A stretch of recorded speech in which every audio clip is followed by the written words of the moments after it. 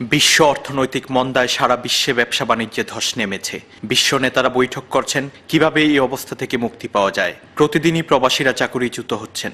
নিয়মিত লোকসানের পর অনেকেই ব্যবসা বাণিজ্য বন্ধ করে দেওয়ার পরিকল্পনা করছেন। এই অবস্থায় প্রবাসীদের পাঠানো রেমিটেন্সও কমে যাবে। সম্প্রতি ইউরোপ সফরে এসেছিলেন আমেরিকা প্রবাসী কয়েকজন ব্যবসায়ী। বাংলাদেশ ফ্রান্স চেম্বারের সভাপতির সঙ্গে বৈঠকের পর এক একান্ত সাক্ষাৎকারে তারা বলেন, ব্যবসার ক্ষেত্রে খুবই সমস্যা দেখা দিচ্ছে ইদানিং, বিশেষ করে ক্রেডিট প্রবলেম। আমরা কিভাবে আমাদের ব্যবসা আমেরিকা থেকে ইউরোপেও আনা যায়। বর্তমান বিশ্বের মন্দা পরিস্থিতিতে, বিশ্ব যেখানে মানুষের মনিটারি ক্রাইসিস প্লাস ইকোনমিক ক্রাইসিসের পরিপ্রেক্ষিতে আমার মনে হয় বাংলাদেশে একটা বিশেষ সম্ভাবনা আসছে। সেই সম্ভাবনাটা হলো এই, পৃথিবীর সব দেশে interest it is very low, so people are savings are not getting any interest.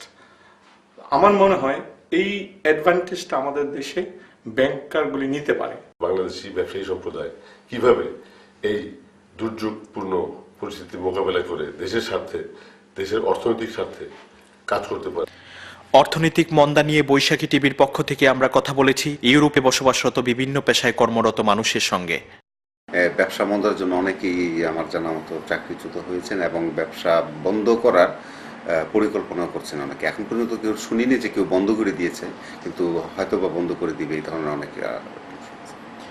আমি আমার ব্যবসা নিয়ে অবশ্যই ভয় পেতেছি, কারণ এই বছরই আপনার এত কম, সামনের দিনগুলোতে কি হবে বলাটা আসলে খুব মুশকিল। এখানে অ্যাম্বাসেডার আছে, বিভিন্ন বাংলাদেশের হাই কমিশনের বিভিন্ন সংস্থা আছে, এরা যদি বিভিন্ন সময় আমাদেরকে ডেকে বিভিন্ন প্রোগ্রামের মাধ্যমে আমরা যে শিল্পটা এখন করতেছি এটা বিশ্বের সামনে তুলে ধরলেই হয় বিভিন্নভাবে। কারণ এই জিনিসগুলো তুলে ধরলেই এখানে আমাদের ব্যবসা ভালো হবে, আমাদের ইনকাম ভালো হবে, আমরা দেশে টাকা পাঠাতে পারবো। আদারওয়াইজ দেশে টাকা পাঠাবো ঠিক মতো কাজ করাই দিচ্ছে না, যতটুকু কাজ করানো তার দরকার অতটুকু করাই দিচ্ছে না, কিছু করে সামান্য করে রেখে দিচ্ছে যে না বাকিটার করাবো না, এখন একটু সমস্যায় আছি। আমার দেশি ভাই এখানে বন্ধু যারা আছে, অনেক লোক বেকার আছে, তারা কোনো কাজ জানে না, টেকনিক জানে না। আমি শুধু ইলেকট্রিক্যাল টেকনিক জানি বিধায় আমার এখানে কাজ আছে। তো জানি না আগামীতে কি হবে। এই ভাব দেখা যাচ্ছে যে বর্তমান পরিস্থিতি ভালো না, টাকা পয়সার ইনকাম তেমন একটা নাই, সব দেশেরই সমস্যা।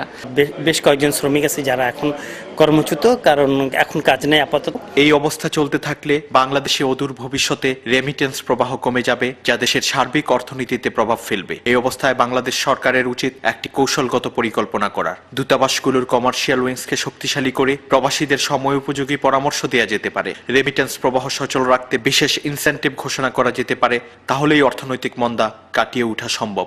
স্বপন আহমেদ, বৈশাখী টিভি, প্যারিস।